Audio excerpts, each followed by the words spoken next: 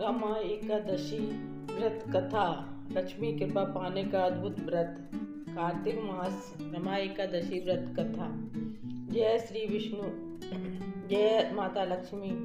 कार्तिक मास का हर दिन पवित्र होता है, परंतु कृष्ण पक्ष की एकादशी रमा एकादशी का महत्व अनोखा है। कहा गया है, इस दिन जो भक्त उपवास रखता है, श्रद्धा से भगवान विष्णु माता लक्ष्मी की पूजा करता है, उसके जीवन में सारे दुख, दरिद्रता और पाप समाप्त हो जाते हैं। एक समय की बात है, देव ऋषि नारद मुनि वैकुंठ लोक पहुँचे और भगवान विष्णु को प्रणाम करते हुए बोले, हे प्रभु, कार्तिक मास की कृष्ण पक्ष की कौन सी एकादशी ऐसी है जिसे करने से मनुष्य सारे पापों से मुक्त हो जाए। भगवान विष्णु मुस्कुराए और बोले, हे नारद, हे प्रश्न, तुम्हारे समान महान भक्त की पूछ सकता है। कार्तिक मास की कृष्ण पक्ष की जो एकादशी होती है वह रमा एकादशी कहलाती है। यह व्रत मेरे साथ साथ मेरी अर्धांगिनी माता लक्ष्मी को अत्यंत प्रिय है। जो इसका पालन करता है वह स्वर्ग और मोक्ष दोनों प्राप्त करता है। भगवान विष्णु ने आगे कहा, पूर्व काल में इक्ष्वाकु वंश में एक पराक्रमी राजा हुआ। राजा मुचुकुंद वह धर्मात्मा, दानी और सत्यनिष्ठ थे, लेकिन उनका पुत्र चंद्रसेन दुर्शनी और क्रोधी था। राजा उसे बार बार समझाते, पुत्र, यह मनुष्य जन्म दुर्लभ है, इसे ईश्वर भक्ति में लगाना चाहिए। पर चंद्रसेन पर किसी बात का असर नहीं हुआ। वह पाप कर्मों में डूबता चला गया। मद्यपान, जुआ, शिकार और अपवित्र आचरण उसका स्वभाव बन गया।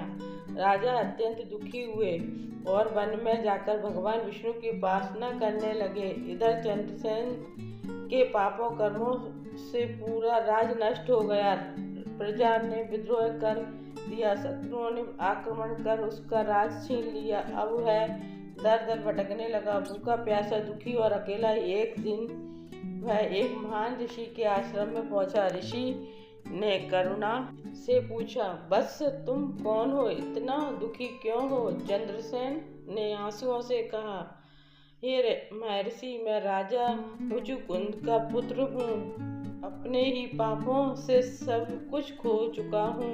अब मुझे मुक्ति का मार्ग बताइए। ऋषि मुस्कुराए और बोले, बस अभी कार्तिक मास की कृष्ण पक्ष की रमा एकादशी आने वाली है।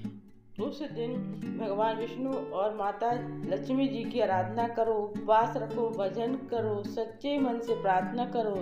यह एकादशी पापी को भी पुण्यात्मा बना देती है। एकादशी के दिन चंद्रसेन ने स्नान किया, भगवान विष्णु की मूर्ति के सामने दीपक जलाया, फूल चढ़ाए, तुलसी पत्र अर्पित किया और बोले, हे प्रभु, मैंने आपके अनेक पाप किए हैं, पर अब शरण आपकी है, कृपा करें। दिन भर उपवास, रात भर भजन और जागरण। उसकी आंखों से आंसू बह रहे थे। वह हृदय में भक्ति का दीप जल रहा था। रात्रि के अंतिम पहर अचानक उसके सामने दिव्य प्रकाश फैला और स्वयं भगवान विष्णु प्रकट हुए।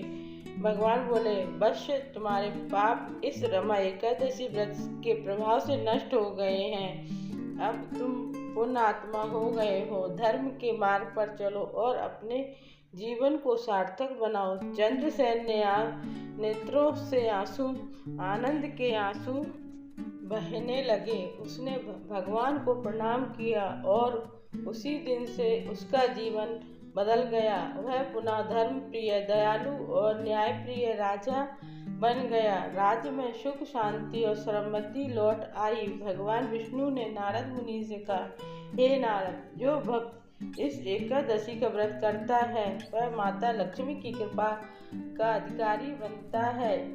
उसके घर में कभी दरिद्रता नहीं आती, जीवन में सुख, सौभाग्य और शांति बनी रहती है।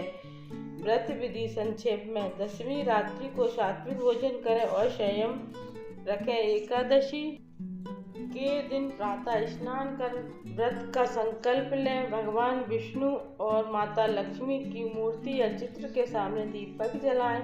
धूप, फूल, तुलसी पत्र और पंचामृत से पूजा करें दिन भर उपवास और हरि नाम जप करें। मित्र रात्रि में भजन करें, जागरण करें। द्वादशी के दिन ब्राह्मणों को भोजन कराकर व्रत का पारण करें।